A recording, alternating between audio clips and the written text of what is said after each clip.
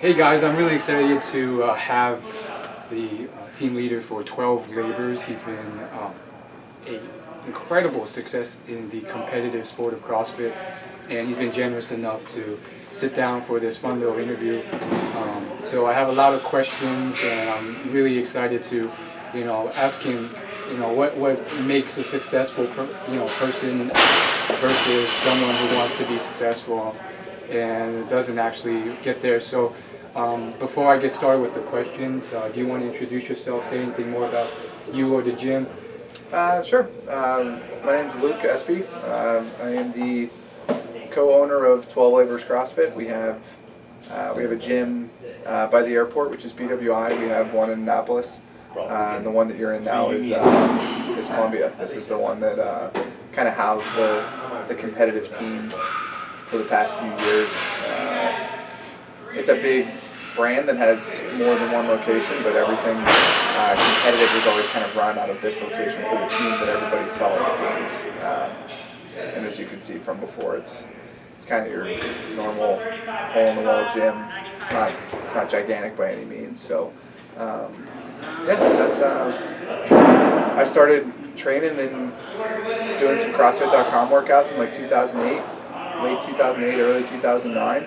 Walked into BWI. That was my first affiliate that I worked out at. And started training there, started coaching there, and then kind of rest is history. Opened up a gym in 2012, which is CrossFit Syndicate, and we rebranded everything to like the 12 Labours name to try to build a bigger brand behind what we were already doing. Right? So what we were doing, we thought was good. We thought it was special and was something different that the community needed. So we brought 3 gyms together and sort of developed one brand around them with multiple locations. So that's kind of how we got everything started. Awesome. So my first question would be, you've been there, you've been consistently, placed high with your team. What is the difference between someone who's successful at something they set as a goal versus someone who isn't? I guess you could take that. You could take that in two separate ways, right? The first is you have to have a solid team, right? So I think CrossFit does a really good job of testing the entire team aspect. You can't just have 2 or 3 studs and the rest of the people just be there to go through the motions. Everybody has to be solid in every piece of their game, right? And I think that's what made us successful was everybody held their weight, everybody trusted each other to work on weaknesses and change those weaknesses into strengths, or at least be adequate at them. And there was never anything that really rocked us as a team, right? There wasn't an event that always sort of crushed us, right? There's a couple times like a swim workout would get us, or a heavy lift workout would get us, but we would still at least be in the middle of the pack, right? And I think that's the trick in this sport of being successful. And then sometimes it's the luck of the draw. You can have a year where this is your first open, right? So yes. So imagine if you had a year where all 5 workouts were just wheelhouse workouts for you. All 5 workouts were 5 workouts that you were extremely good at, right? And you're like, man, here's my level of fitness or my placing. And then over the next year, you're in much better shape. You're in great shape. But the 5 workouts that come out are just all your weaknesses that never came out in the open last year, right? And that's just bad luck. And I think that happens to people that are competitive all the time. Like they have a good string of workouts that comes out for their team. And what we tried to do was make sure that no matter what the workouts were that came out, that we would still be solid. We were never worried about, I hope these movements don't come out or this comes out. Like it was nice when they came out and they were strengths of ours, but there was never anything that we looked at and said, man, this is going to absolutely destroy us. I think in this game of fitness, I think that's how you have to look at being successful in it. Is you cannot have holes in your game. You cannot play on strengths. You have to be so well rounded as a team that you're not leaving it up to the control of the event director. Right, you're leaving it up to how your team performs on game day, and not necessarily on what are they programming this year at regionals, right? And I think that's something that a lot of people miss. Teamwork's huge. Trust in your team's huge. You spend, for anybody out there that does this for a while, you spend a ton of time with your teammates. A ton of time. So I think you have to have super close relationships and friendships with these people that I don't think people understand how sick of each other you get over the course of a season. And if you're trying to do this for multiple seasons in a row, like it just has to be good communication with your team, and like still have fun and not take it so seriously that 6 months into the road everybody just implodes in a training session because the tension just keeps building. Yeah, I think. Yeah, so let me move the camera up a little bit to make sure the audio is good. I can try to talk a little louder too, if that helps. Yeah, so speaking of team dynamics, I think that's really important, and it's unique to the team sport versus the individual. So, you're against some of some titans like CrossFit Mayhem, Rich Froning's team, and you've been able to stick with them or keep up with them. What do you think is the big difference between an individual sport and team sport? And how do you actually be a good team versus a bad team?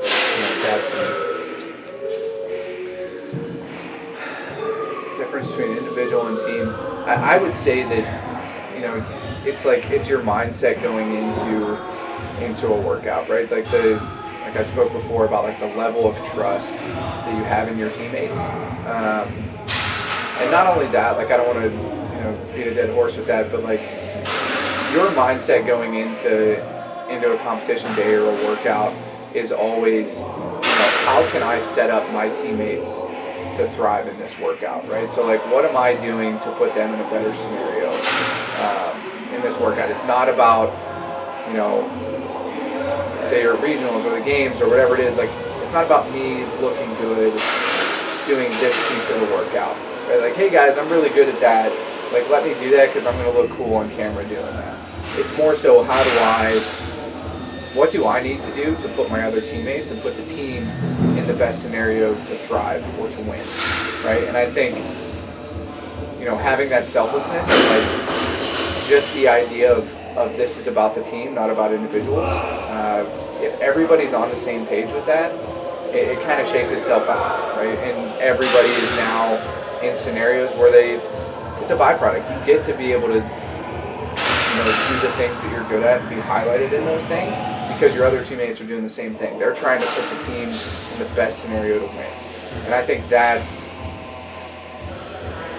when people fall into that trap of like,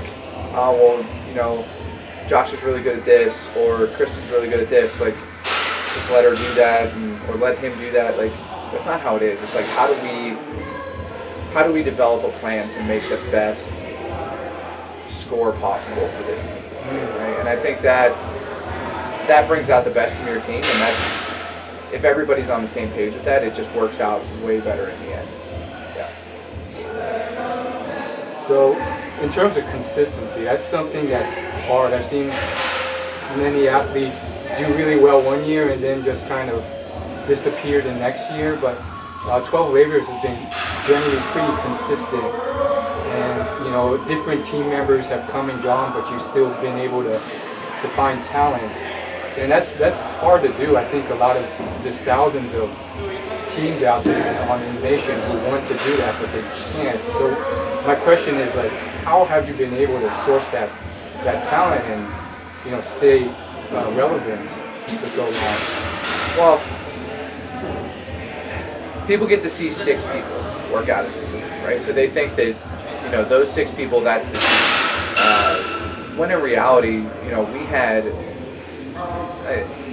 every year that we've ever done this, we've had multiple people outside of that team that are either working for a spot on that team or just being there to help the team get better, right? So like, let's say, you know, 2016, we get a lot of talk about 2016 because we got second, and, you know, 6 people stood on the podium when in reality it should have been like 14 or 15 people. Wow. Right? So there's this huge group of people that we're constantly working out with, and it just happened that those 6 people that we stood on that podium with were the ones that, you know, we thought as a group were the team or the best 6 that pieced together in the grand scheme of things to be able to make that happen, right? But it could have been 4 or 5 different people that were switching out in and out of that team, right? So I don't know if it's necessarily, you know,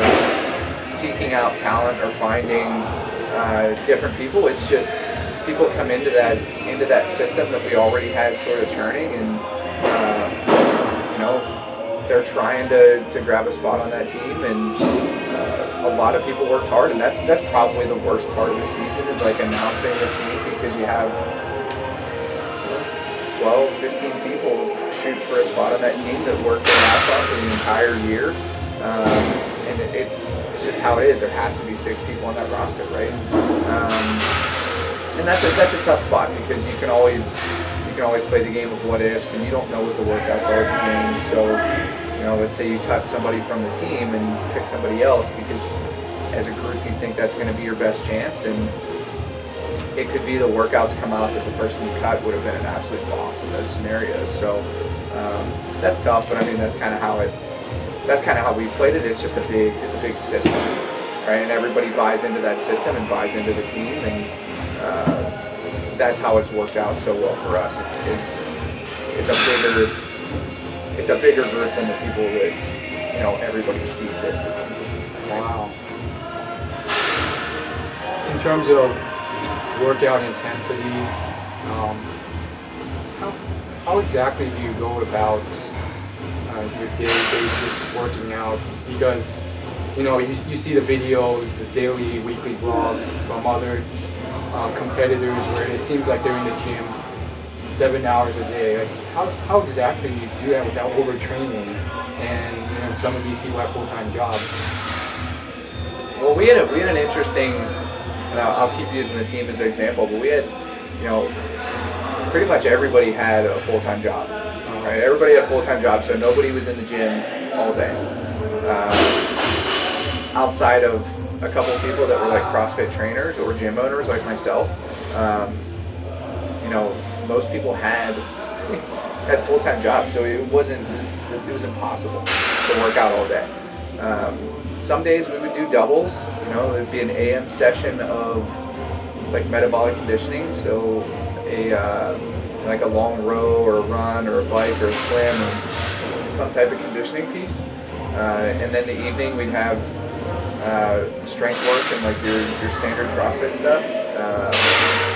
It depends. It was more so about getting in what you could get in when you could get it in, and I think we may have taken a little bit different of an approach. Like we had a coach that programmed for us.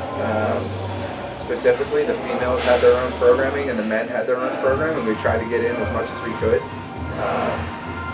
My schedule has been a little crazy the past few years, so I worked out with class a lot. Like I literally worked out in our classes, doing like the daily walk. And I think intensity trumps everything. Like you just have to, you know, make sure it's quality over quantity, and I really took that to heart, making sure that I had good sessions when I had them, and when I had time to get other stuff in, I did. But I wouldn't say it's about how much you get in. It's, you know, what are you putting into the time that you have. You don't have to have, you know, 6 hours of training time logged a day to be successful in this stuff. It just has to be done smart. So finding somebody that knows what they're doing and making sure that the programming is smart. you have to be in it. Like it has to be quality training time. I don't think it has to be a ton of time in the gym as long as it's done right. Speaking of intensity and gym size, you hinted at this earlier, but from what I saw, this gym seems to be a pretty standard sized gym. Not a coliseum, but a standard smaller gym. So can you speak to preparing for all these, unexpected workouts that they might throw at you? For example, the obstacle course workouts, or that one workout with the huge red hammer and you have to hit the cinder block between your legs. How do you actually prepare for that? Do you have the equipment here, or is it just, do what you can? Right. There's always, I don't think you can prepare for everything, right? Because who would have thought that there would have been a full-size obstacle course, or that we'd be jumping over bales of hay, or carrying people around on a stretcher? Like you can't prepare for every single thing that they're ever going to throw at you. But if you have good athletes on your team, like athletic people, you can get through a lot of that stuff. Some of the more specific examples, though, like we went down to the Naval Academy. We're close to the Naval Academy, and one of our teammates last year, Maddie, she was at the Naval Academy. So we got on base and we did their obstacle course. We did things like that. We made sure we did open water swims. We made sure that we did a lot of sled pushes, trail runs. Madison, Wisconsin is the home of Trek bikes. So like anytime something comes out like that, where they put a picture of a bike, like we all went out mountain biking a couple times a week. Just making sure that you're this well-rounded athlete, right? There can't be anything, like we alluded to before, there just can't be anything that nobody's never done before, right? Like at least have some proficiency in a little bit of everything. And that's what we tried to do. I mean, there's plenty of times where we didn't have any experience in something we did, like some of the pieces to that obstacle course, like swinging from one log to the other and being able to land and balance on it. Like we would have never been able to guess that, but most people are in the same boat. So if you get enough stuff under your belt and enough training with that, I think you can be somewhat prepared, I guess. And just going out and having fun, like learning new sports, and like the mountain biking stuff was a huge blast for us. Like going out and trails, we have the path go really close, so going out and mountain biking that stuff, doing open water swims. A lot of us hated to swim before we started like training swimming, and it turned into something we really liked. So doing things like that, I think just getting outside and being able to like apply your fitness into like athletic things or like sports, I think that's going to prepare you a lot better than just constantly hitting, CrossFit workouts with CrossFit movements. Getting out and applying your fitness is a big piece to that. Like being able to take what you have in the gym or what you've been training in the gym and try to apply that to a new sport. I think that prepares you more than dropping 10 seconds off your Fran time or whatever that is. Yeah. So a lot of like successful teams in other sports seem to have like a big emphasis on team dynamics and chanting and leadership or certain types of coaching styles. Can you speak to that a little bit? Like, do you do any chanting, or is there anything special to your team building that you do? We don't do any chanting, but I'd say there's a lot of special aspects about every single team that we've had over the years, and they've all been very different. Every year, me and Kristen were the only two that were 2014, 15, 16, and 17. Like we were kind of the constant in there, and then every year there was two people that kind of it wasn't planned. It was just two people that came or gone from that team.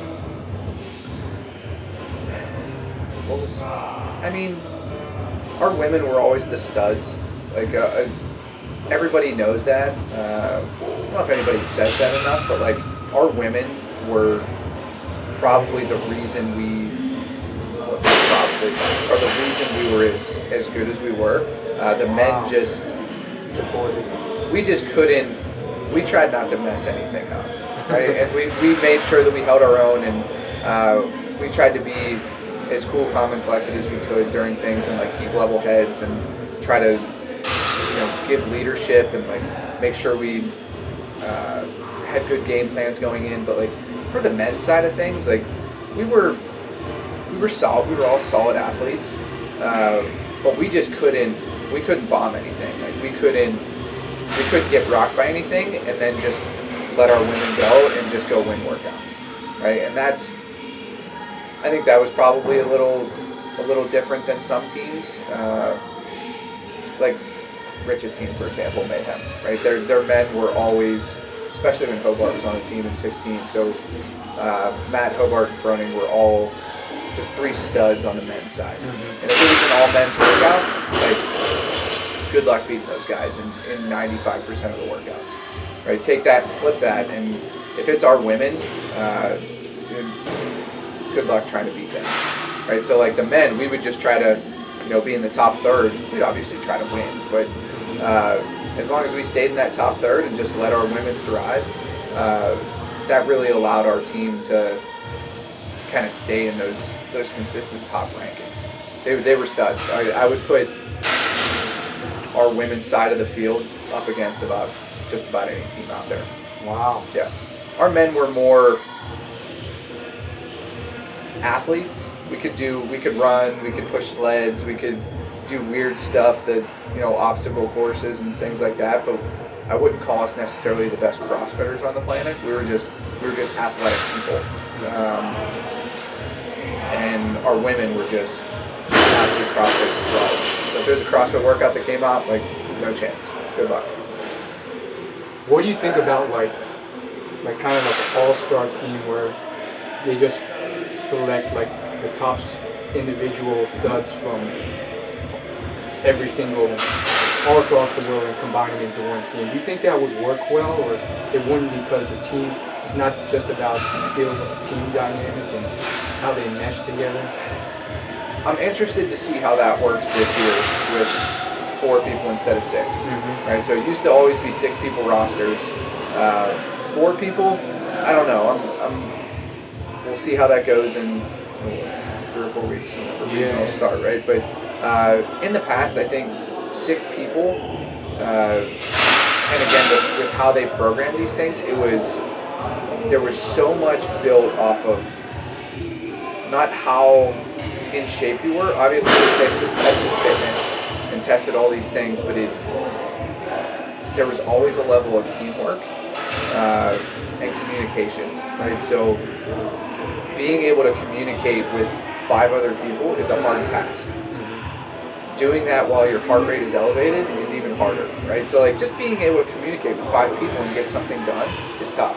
Going into something where there's high stress, people are breathing heavy, one person's dying a little bit. Like, what do you do on the fly? Because none of the game plans ever work. You can go into the game plan, but it always goes out the window 5 minutes into a workout, and you have to work on the fly and communicate. I think that's why teams are as good as they are, and that's why a lot of those teams, you see them over and over and over every year, and that's because they've had that experience to be able to apply that communication and that teamwork over and over and over. The superstar teams, I've seen it work and I've seen it not work. Like in 16, there was a couple of teams that were, all 6 of them were absolute studs. And some of those teams didn't work at all. They didn't get past the regional level.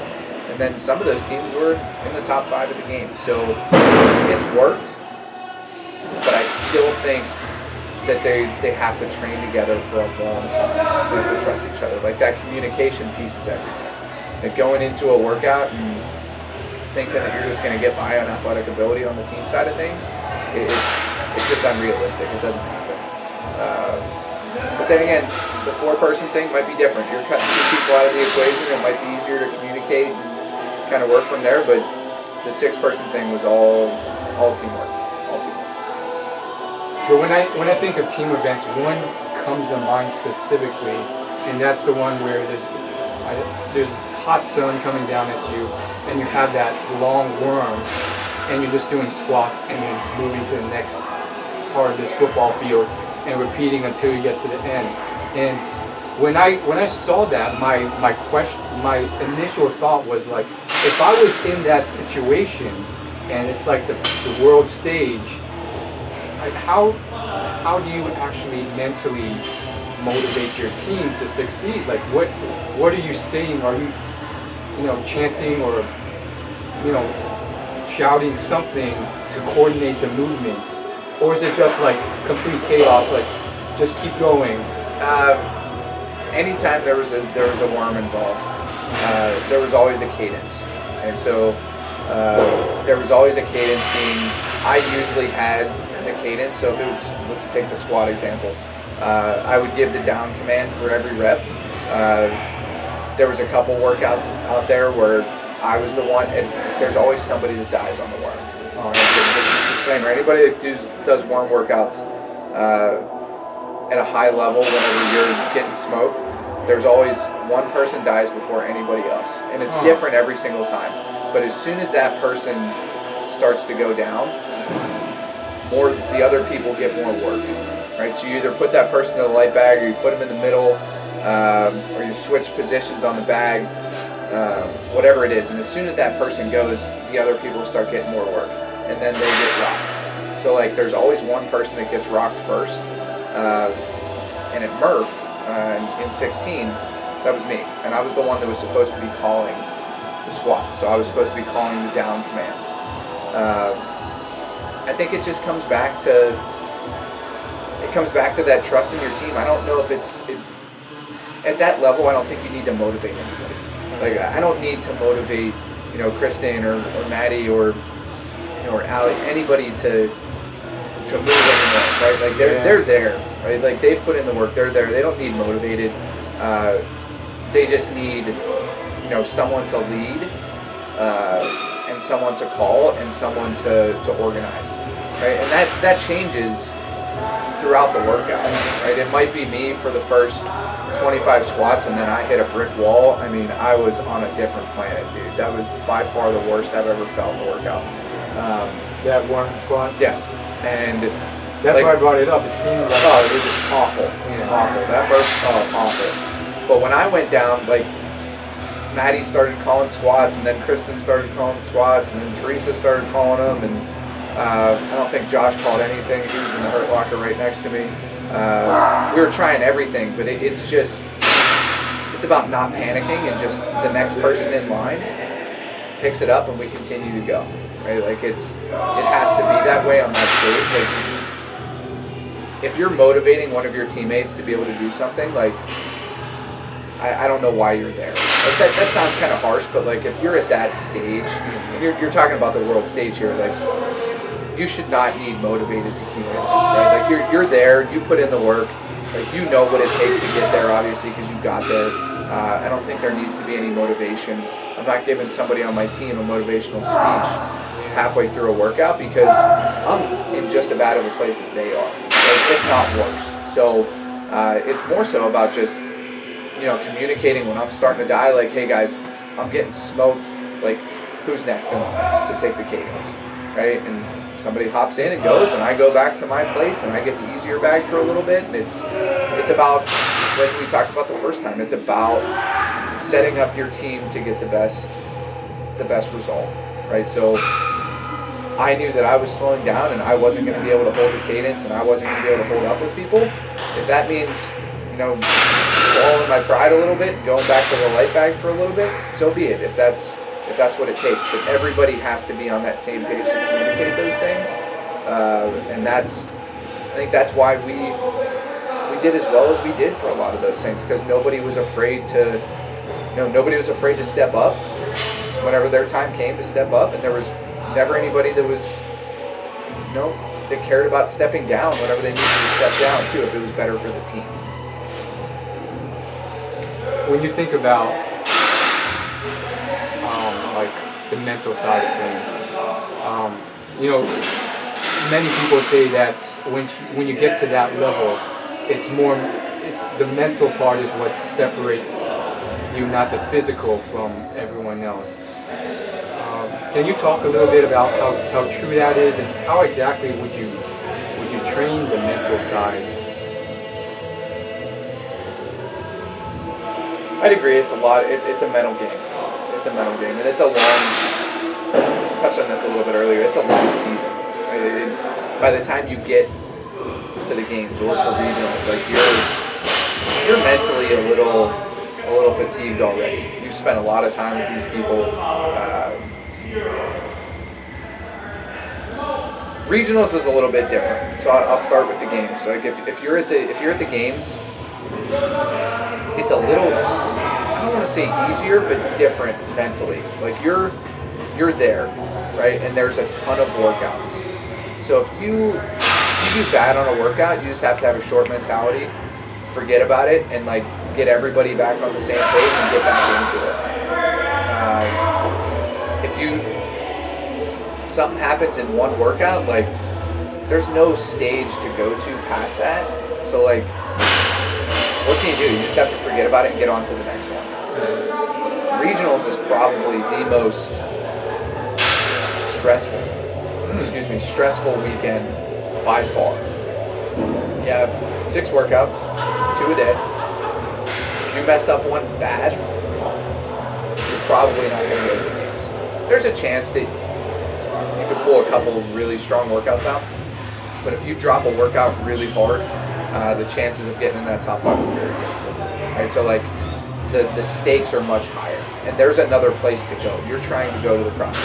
You're trying to go to the next stage. That's a tough one. I've never had a regionals that wasn't just a complete mess of stress. I think it's keeping people level-headed and making sure everybody understands their job, and things are going to go wrong, and if they do, like, who's ready? Like, what's your backup plan? What's going on next? Who's picking up the slack? What's the next step? You can never think about, oh well, that's that, and that's it. We're done. Like you have to have these backup plans, and have to have everybody ready to pick up their teammates when things go wrong. But that mental game's tough, and I wish there was something that you could do to prepare for that, but I think experience really wins in that scenario. It's unexplainable, and you could go in feeling super confident, and like in 2015, we went in feeling really good. We came off of good games here in 2014. We felt like we had a stronger team in 2015. We had a good open. We roll in, first workout, win the first workout. At the end of the workout, Teresa's like, something's wrong, something's seriously wrong with my back. And like, that whole weekend was an absolute fight because Teresa couldn't do anything. Her back she like slipped a disc in her back. She couldn't snatch, she couldn't do half the workouts. So like our 2 women were pretty much 2 against 3 the whole weekend. So it doesn't matter I guess my point is, it doesn't matter how confident you are going in, something's going to happen that's wrong, and how people deal with that adversity is what separates good from great teams. Right? Understanding that something goes wrong, dealing with it, and getting on with it, and making a fix quickly, I guess is really where the mental strength comes in. And again, that happens with experience. You just have to go to experience that stuff. In that case, for that situation, did you use your system to switch out different women, or did you just try and support those? You can't. So as soon as you have an 8-person roster, 6 teammates, 2 alternates. As soon as you check in, day 1, you check in with your 6 people that are your starters, I guess. That's who you have to finish the weekend with. So if somebody gets hurt, whatever it is, that's your 6. You have to deal with them. If you happen to make it to the next stage, you can switch those 6 out before the games if you wanted to from your 2 alternates. But whatever you start with, no matter if it's regionals or the games, you have to finish with those 6. So Teresa did the best she could, and she was a trooper. Crushed the things that she could do, but again, relied on the rest of the team. And we did what we could to try and make that happen, and it just worked out. Can you tell us about your story, about the story of the team starting out? Like, was this just something where no one was initially really trying to compete or didn't have any expectations, and then once you got to that stage and you looked around and you were on the world stage, did that some unexpected stress affect you negatively, or it was just like, hey, we're here, we can't believe we made it, we had fun, and it kind of helped in that way? Yeah, I did a couple of regionals before 2014, so 2009, 10, 11, did some regional level competition, and then opened up a gym in 2012, so like 2013 was just a mess. In 2014, we finally got 6 people together that we felt was a strong team. And we made regionals. We didn't expect to make it to the games. We didn't really think about any of those things. We were just going to go and give it our best shot. We ended up making the games. That was a big morale boost for everybody, I think. And then whenever we got to the games, we did well in a few workouts, and I think it was like the second day that we were there. We're like, yo, we deserve to be here. Like, this isn't a fluke thing. So first time going, I think we finished 9th that year. Like, the idea of like the feeling of deserving to be in a group of people and not being, like these people are out of our league or whatever it was. There was never that feeling, and kudos to the team for that. Like, we felt like we deserved to be there, and I think that really, 2014 set the tone for the next 3 years. Like, we never came out and was like, those guys are good, like they're unbeatable. Like, we were always just like, we can beat them. We can beat them, we can beat them, and that set the tone, and I think lit a fire for the next few years. And that core group of people stayed around, whether they were on the roster or not. Like, they stayed around and stuck with that, and helped mold the team into what it was over the years. All right, final wrap-up questions. Okay. So, for anyone out there who wants to get competitive, what are your top 3 or top 5 tips you have? Top 5 tips to be competitive. Yes. In CrossFit. I'd find a couple training partners. 1. Find a couple of training partners that are, whether you're planning on like doing team CrossFit or individual CrossFit, you have to find people to work out with. It's very doable by yourself, and a lot of people do that. Me personally, it's not as fun.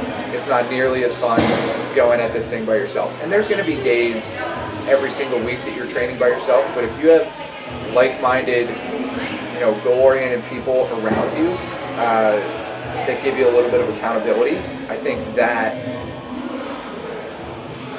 a much better scenario to be in, right? And then the second one off of that is, like, have fun with it. You see too many people that just want to come in and like check the check marks.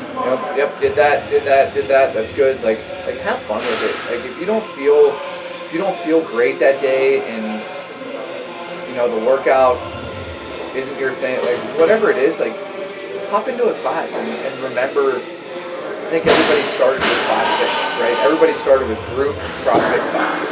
Like, don't let that go away. And some people that watch this probably laugh because I'm like a huge stickler on that.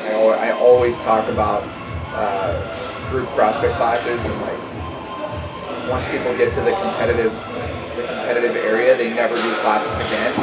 And it just drives me crazy. Like, remember where you came from and do those classes. Like, going into those classes and having fun and being in a group and being surrounded by that intensity, I think it keeps you motivated and it keeps you in the game.